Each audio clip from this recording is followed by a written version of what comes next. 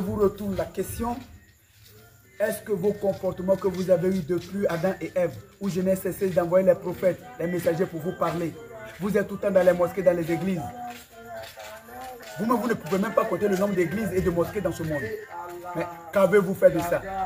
Est-ce que vous avez eu un comportement spirituel qui puisse vous sauver du feu de l'enfer qui est en train de venir?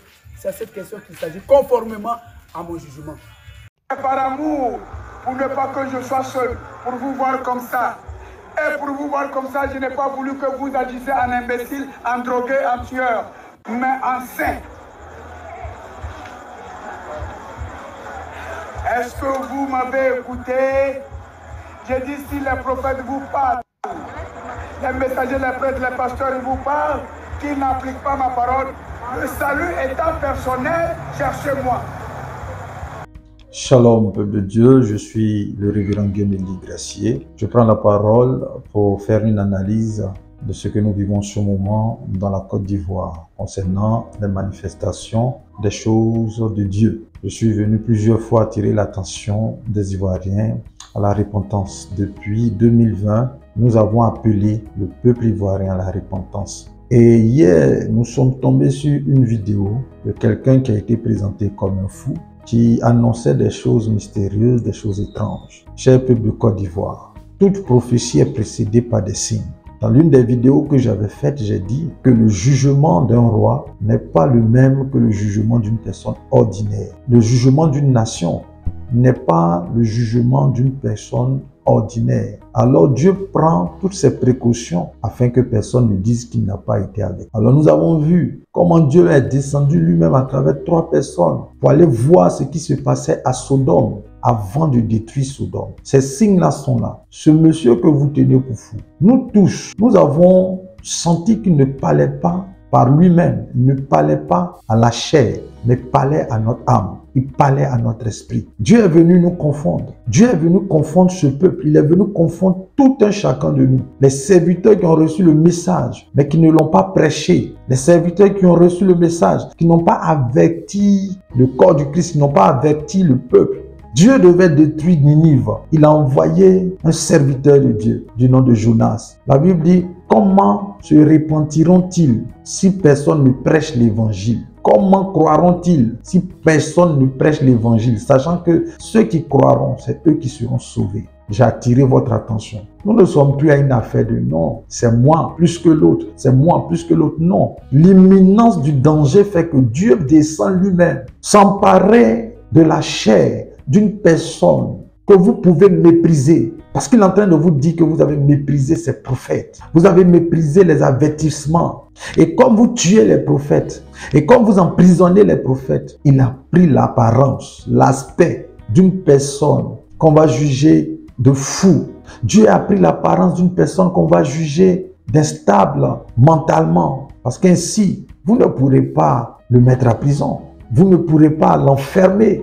Vous ne pourrez pas le tuer. Il a dit, vous ne pouvez pas le tuer. Il sait pourquoi il dit ça. J'ai reconnu en cet homme un messager de Dieu, un ange de Dieu. Écoutez-moi très bien, chers Ivoiriens. Akab et Jézabel ont été jugés. Ce n'est qu'une affaire de temps. Pas plus tard qu'avant de voir la vidéo, je disais qu'il y a des choses que nous devons comprendre. Parce qu'il y a des personnes qui ont renoncé à leur humanité, qui ne sont plus vivantes. Le diable a pris leur corps. C'est pourquoi elles n'ont plus d'émotions, elles n'ont plus de sentiments. Quels que soient les cris que vous allez pousser, ça ne va pas agir. Beaucoup de signes sont en train de s'établir dans la nation, au vu au su de tout le monde. Et lorsqu'on prêche, des personnes viennent pour mépriser la parole de Dieu que nous transportons. Ce monsieur-là a dit, j'ai envoyé mes prophètes. Vous ne les avez pas écoutés. Parce que pour vous, les prophètes, c'est ceux qui portent costume. C'est ceux qui ont un grand ministère. Voilà Dieu en train de vous confondre. Il passe par quelqu'un que vous pouvez mépriser. Parce que la sagesse des hommes est folie devant Dieu. L'homme spirituel saura comprendre les choses qui viennent de Dieu. L'homme animal va mépriser les choses qui viennent de Dieu. Peuple ivoirien. Pour moi, ça a été juste une confirmation de ce que je savais déjà. Pour moi, ça a été juste une confirmation de ce que Dieu nous a envoyé un signe. Dieu ne peut pas détruire une personne sans l'avoir averti. Dieu ne peut pas détruire une nation sans l'avoir averti. Parce que Dieu est juste. Et pour garder sa raison, il fera tout pour que vous entendiez le message de la repentance. Mais plusieurs, leurs cœurs seront endurcis. Ils ne voudront pas croire que Dieu parle. Parce qu'on a fait une chose, c'est de s'aimer l'ivraie au milieu du blé. pour que vous ne reconnaissiez pas qui vient de Dieu et qui ne vient pas de Dieu. Quand nous venons pour dire, voilà, Dieu veut que vous fassiez ceci, Dieu veut que vous priez, plusieurs serviteurs de Dieu en Côte d'Ivoire ont attiré votre attention parce qu'elles n'ont pas un suivi médiatique important, parce qu'elles n'ont pas un dispositif de communication important. Vous méprisez cela parce que vous regardez à l'apparence. Vous regardez à l'apparence. Peuple de Côte d'Ivoire, l'imminence des choses que nous avons annoncées est établie. Craignez Dieu, sauvez vos vies, repentez-vous. Repentez-vous. Depuis 2020, nous parlons de repentir.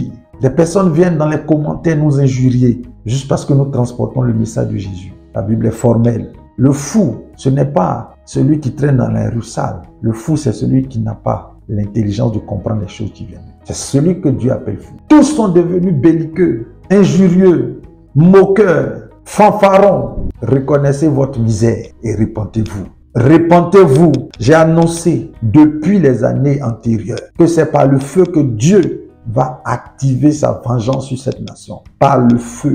Par le feu. Il n'y aura pas d'élection. Il n'y aura pas d'élection. Ne vous leurrez pas. Il va y avoir des semblants de règlement de certains litiges qui sont entre les hommes politiques et tout. Mais il n'y aura pas d'élection.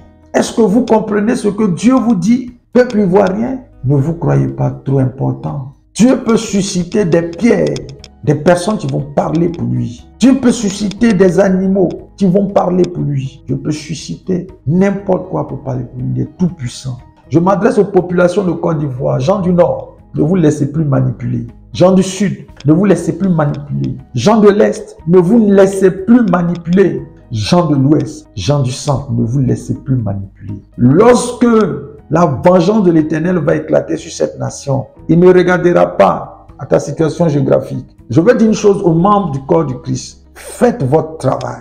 Ceux qui sont intercesseurs, intercédez. Ceux qui sont prédicateurs, prêchez la repentance, prêchez le message de Jésus. Faites votre travail d'évangéliste. Les temps sont mauvais. On a l'impression que c'est lorsque tu viens crier sur les réseaux sociaux que tu es serviteur de Dieu. Non, cet homme a parlé avec un calme déconcertant, avec une justesse déconcertante. Dieu a utilisé ce vase vil, ce vase rejeté pour en faire quelque chose de glorieux. J'ai été bouleversé en écoutant ce temps. J'ai été rassuré.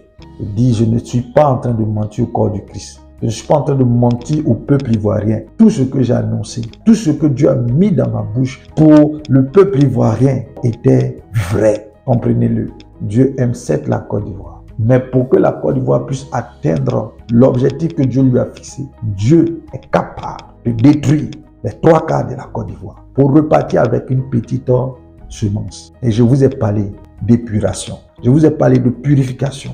Parce qu'il y a la race des fils de l'homme qui ont été pervertis. Et parmi nous, il y a des géants. Quelqu'un m'entend? Parmi nous, il y a des géants. Parmi nous, il y a des fils de géants. Parmi nous, il y a des personnes qui ont voué des cultes à des entités démoniaques et qui fonctionnent avec elles. C'est toutes ces personnes. Donc, si tu es parmi ces gens-là, il faut te repentir. Le délai est très court. Vous parlez de août, vous parlez d'octobre, vous parlez d'octobre, vous parlez d'octobre. Octobre n'est rien. Octobre n'est rien. Je vous le dis encore. Dieu fera son combat. Il mènera son combat. Il mènera son combat. Vous comptez sur vos chars. Vous comptez sur votre armement. Vous comptez sur les choses que vous avez acquis avec la sueur et le sang du peuple ivoirien. Ça ne vous servira pas au temps convenable. Il n'y aura personne pour appuyer sur les gâchettes. Il n'y aura personne pour viser. Il n'y aura personne pour s'asseoir et détruire. Parce que Dieu va rendre nul toutes vos actions. Toutes vos actions. Pour moi, je suis confiant quant aux œuvres de Dieu qui sont déjà accomplies dans l'éternel. Je suis devant vous pour réitérer cet appel à la repentance. Comprenez-le. Il y a 3 façons de profiter de la grâce divine. La première façon, c'est la repentance. Dieu a attendu longtemps que le corps du Christ, que le peuple ivoirien se repente. Il ne s'est pas repenti. Et lorsque la première étape est épuisée, c'est-à-dire où Dieu attend comme le fils prodigue, que le fils prodigue revienne au Père et qu'il ne revient pas. À ce moment, Dieu est obligé d'appliquer lui-même une deuxième phase où il se déplace pour venir vers vous. Où c'est lui qui se déplace pour venir vers vous. Et il se déplace pour venir vers vous à travers des prophètes. Il se déplace pour venir vers vous à travers des messagers, à travers des anges. Et lorsque vous ne l'écoutez pas en ce moment, Dieu envoie sa parole. Aujourd'hui, il a envoyé sa parole. Entendez sa parole et répentez-vous. Oui, le Seigneur est venu encore. Il est venu à travers ses prophètes. Il est venu avec sa parole. La Bible dit, il envoie sa parole pour guérir. Le centenier romain a dit, Maître, ce n'est pas la peine que tu te déplaces. Dis seulement une parole et mon serviteur sera guéri. Mais en Jean chapitre 5, à la piscine de Bethesda, c'est Jésus-Christ lui-même qui s'est déplacé vers un incrédule. Ça, c'est lorsque le temps de Dieu s'est accompli. Il dit, je vous exauce au temps convenable. Et nous sommes maintenant dans le temps de Dieu. Dans le temps de Dieu. Le temps de Dieu, après la grâce, la miséricorde et tout ça, c'est la justice. Exode chapitre 34. Bien-aimé, tu ne veux pas te repentir. Dieu vient vers toi. Tu ne veux pas croire. Il t'envoie la parole. Tu ne veux pas la recevoir. Tu vas périr sous les décombres. Tu vas périr sous les flammes. Quand Dieu m'a appelé, le premier signe qu'il m'a donné, c'était un songe. C'était un songe. Lorsqu'il m'a appelé à parler à la Côte d'Ivoire, c'était en 2009-2010. Fin 2009, début 2010. C'est là qu'il a commencé à me parler de la Côte d'Ivoire. Il m'avait montré un signe dans un songe. Et j'étais avec un groupe de jeunes sur un immeuble. Et le ciel s'est ouvert. Et des larves de volcans ont commencé à tomber, détruisant tout sur la terre. Détruisant tout sur la terre. Personne ne vivait. Seules les personnes qui étaient avec moi se vivaient. Je n'ai pas compris ce songe. C'est bien plus tard que Dieu va me dire que le songe que tu as vu, voilà, la guerre va venir en Côte d'Ivoire. Et la guerre est venue. Plusieurs des choses qu'il m'a montrées sont arrivées. Vous devez croire qu'il y a encore des serviteurs de Dieu authentiques. Que de passer votre temps à injurier les serviteurs de Dieu, à monter des ministères démoniaques pour venir critiquer ceux qui servent Dieu, déverser toutes vos blessures sur ces personnes, alors que vous ne faites rien pour l'œuvre de Dieu. Répentez-vous. J'étais de ceux-là qui étaient frustrés, qui disaient à chaque fois au Seigneur, mais Seigneur, tu ne fais rien, les gens ils sont en train de perdre ton peuple et tout ça. Dieu me dit, j'aime bien ton zèle, mais calme-toi, parce que tu ne sais rien. Tu ne sais rien. Je dis, mais telle personne, il dit, tu ne sais rien. Je peux tirer ma gloire de ces personnes. Je peux tirer ma gloire d'elles. Mais toi, fais simplement ce qu'on t'a demandé. Et Dieu m'a dit, si vous qui êtes de la lumière, vous travaillez à faire briller votre éclat, les ténèbres vont reculer. Mais justement parce que vous avez démissionné pour vous concentrer sur le travail d'autrui, vous ne pourrez pas briller. Si tu veux atteindre ton objectif, détourne ton regard de ce qui est autour de toi. Je n'ai pas vu dans la Bible un ministère de dénonciation. Il a dit d'aller faire des disciples. Est-ce qu'en portant des critiques, en injuriant des personnes, en les traitant de satanistes et de toutes ces choses, tu es en train de faire l'œuvre de Dieu ou tu es en train de faire l'œuvre du diable? Toi qui te juges meilleur que les autres, tu n'es pas meilleur. C'est la grâce de Dieu qui te préserve jusqu'à ce jour. Mais sache-le, du jour au lendemain, tu peux être là à la place de ces personnes. Les circonstances changent. En quelques instants seulement, la situation d'un prisonnier a changé. Joseph est devenu premier ministre. C'est Dieu qui fait ça pour vous confondre. Vous, chrétiens qui suivez ces personnes-là, vous partez souiller votre âme. Dieu n'est pas dedans. Non, tel pasteur, il est comme ça. Tel pasteur, il est comme ceci. Bon, en le disant là, tu es en train d'édifier qui? Tu es en train d'édifier qui? C'est quel salut toi tu peux apporter que Jésus n'a pas apporté déjà? Fais ton travail. Prêche l'évangile. Annonce, informe les personnes que si elles croient en Jésus-Christ, le Seigneur, qui est mort et qui est ressuscité, et qu'elles confessent, qu'elles croient de tout leur cœur, elles sont sauvées. Bâtis des âmes.